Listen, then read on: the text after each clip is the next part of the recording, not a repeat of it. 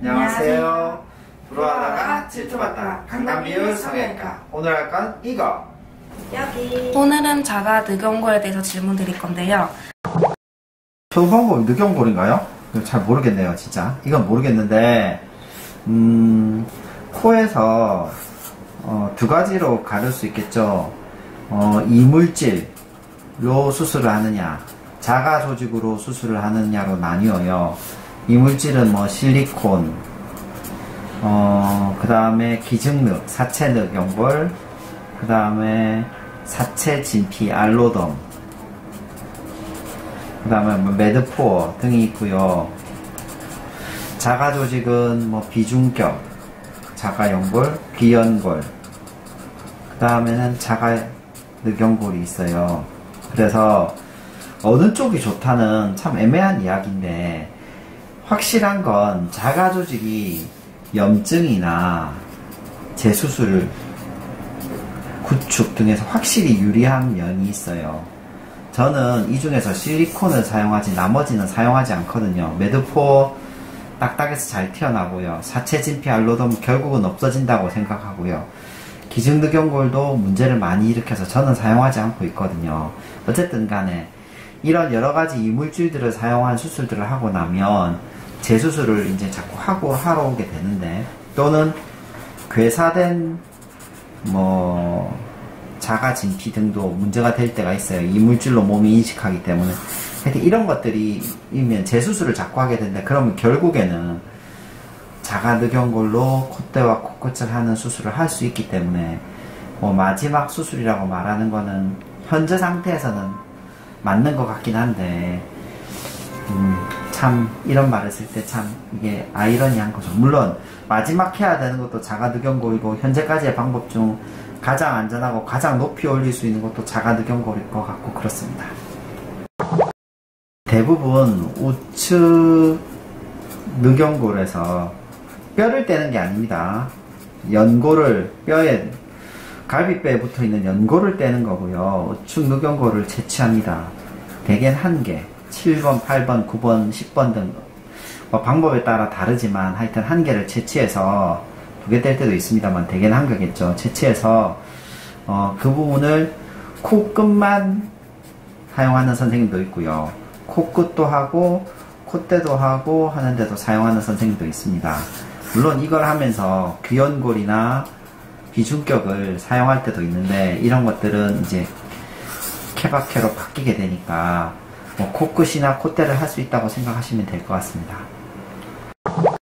그런 건 아닙니다. 전신 마취를 하는 선생님도 있고, 부분 마취만으로는 부족하고요. 수면 마취를 하는 선생님도 있는데, 저는 대부분은 수면 마취로 수술을 진행 중입니다. 이유는 수술 시간이 오히려 길기 때문에 너무 오랜 시간에 전신 마취를 하는 것이 유익하지 않다고 생각하기 때문인데요.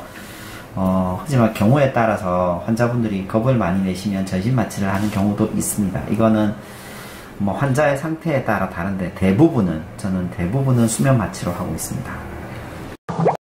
장점은 염증에 대해서 안전하다는 것입니다. 100% 안전, 그건 아닙니다.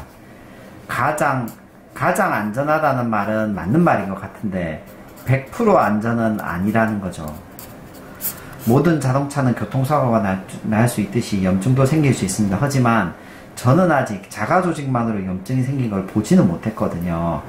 그래서 있을 수는 있지만 그럴 확률은 매우 작다, 이렇게 생각하시면 되겠고, 결국은 염증에 의해서 일어난다고 생각하는 들창고가 생기는 구축도 실제로는 예방되는 효과가 있다는 것이 가장 큰 장점이고, 그 다음에 이게 뭐 비침 현상도 굉장히 많이 줄어들 수 있고요. 그 다음에 실제로 오랫동안 지속되고, 그 다음에 피부가 얇아지는 현상도 가장 적고, 그래서 결국에는 가장 오래 사용할 수 있는 코성형은 자가 늑연골 코성형이라고 개인적으로 생각하고 있습니다. 콧대를 세웠을 때는 콧대를 세우는 효과가 있을 것이고요. 주로 코끝에서 가장 높게 세울 수 있습니다.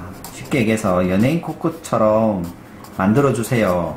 그러면 방법은 2가지가 있습니다. 하나는 연예인처럼 코를 만들어 달라고 하면, 하나는 자가늑연골로 코끝을 만드는 거고요. 두 번째는 기증늑연골, 사체늑연골로 만드는 건데, 저는 이 사체늑이 결국 높거나 아니면 생각보다 높은 비율로 염증을 일으킨다고 생각하기 때문에 저는 사용하고 있지 않거든요.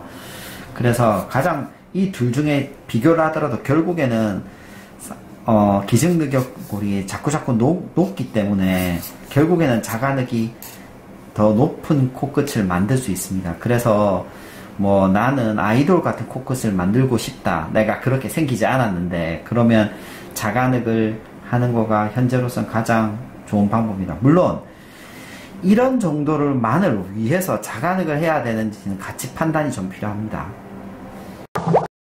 많은 분들이 자가늑연골에 대해서 얘기할 때 뭐 갈비뼈가 엄청 아프다, 회복기간이 엄청 길다. 그런데 실제로 그렇지 않습니다. 회복기간에서 대부분은 2, 3일 지나면 움직이시는데 그렇게 큰 무리가 가지 않아요. 뭐 인터넷에 있는 것처럼 2주, 3주 그런 거 아닙니다. 그 다음에 흉터도 생기긴 하나 생각보다는 적어요.